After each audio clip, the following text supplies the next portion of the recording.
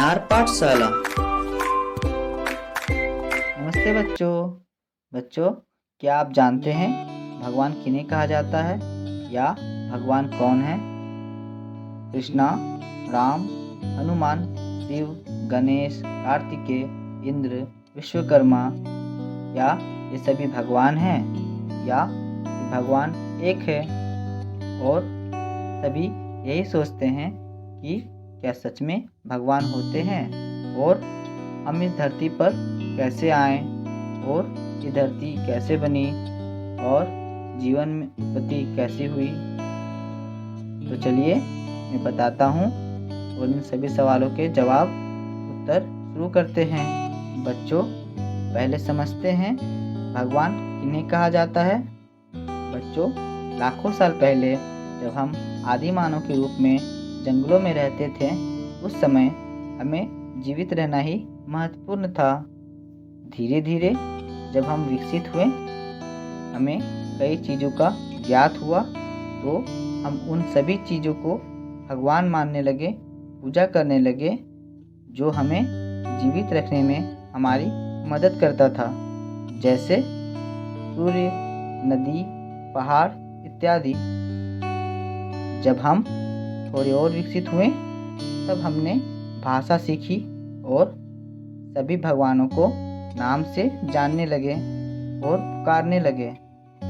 कुछ समय बाद जब हम पूर्ण विकसित हुए, तो हमने समझा ये नदी, सूर्य, पहाड़, दिन रात, सभी ऋतुएं, ठंड, गर्म, समय चक्र, जीवन चक्र और पूरे ब्रह्मांड ऐसे ही नहीं बन गया है। सूर्य से सटीक दूरी होने के कारण हमें सही तापमान मिलता है। पृथ्वी की सटीक गति से घूमने के कारण दिन रात होते हैं। वातावरण में अच्छी मात्रा में हवा या गैसों का होना हमें जीवित रखता है, और इन सभी चीज़ों का होना ही पृथ्वी में जीवन की उत्पत्ति का आधार है, जिससे जीवन बना है, जिसे एक ऊर्जा शक्ति ने बनाया है, जिसे हम ईश्वर कहते हैं। ईश्वर के 3 भाग हैं। पहला ब्रह्मा, जिन्होंने इस ब्रह्मांड को बनाया और जीवन की उत्पत्ति करी है। ब्रह्मा के 8 रूप हैं, जिन्होंने पृथ्वी में आकर अलग अलग रूपों में अलग आकार का ब्रह्मांड का निर्माण किया है। दूसरा है विष्णु, भगवान विष्णु जी, जिन्होंने इस ब्रह्मांड का पालन पोषण किया और इस धरती में रहने वाले सभी जीवों का उद्धार किया, उनके सुख दुख का साथी बना। विष्णु जी भी मानव कल्याण के लिए 24 प्रकार के अवतार के रूप में धरती में प्रकट हुए और मानव का कल्याण किए।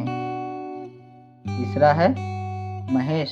बच्चों, महेश भगवान शिव को कहा जाता है, जिनके कई नाम हैं, जिनके 19 अवतार हैं। भगवान शिव अपने अलग अलग नामों से मानव का कल्याण करते हैं और दुख पीड़ा को दूर करते हैं। बच्चों, ये तीनों भगवान ब्रह्मांड को उत्पन्न करने वाले ईश्वर के ही रूप एवं आकार हैं। ईश्वर का तो कोई आकार नहीं होता, वो निराकार होते हैं। सृष्टि के कण कण में सभी जगह ईश्वर का ही वास होता है। ईश्वर ऊर्जा के रूप में हमारे चारों ओर फैली हुई है, जो कि इस धरती को थामे हुए हैं। ईश्वर ही भगवान के रूप में ब्रह्मा, विष्णु एवं महेश बनकर आए और इस धरती का कल्याण किया। तो हम ईश्वर के इन 3 रूपों को भगवान कहते हैं। इन तीनों भगवान में अपने भक्तों को विश्वास, श्रद्धा और स्नेह के लिए राम, कृष्ण, भोले शंकर, वाल्मीकि, वेद व्यास, परशुराम, हनुमान आदि देवी देवताओं के रूप में पृथ्वी पर अवतार लिए और हम मनुष्यों का कल्याण किए।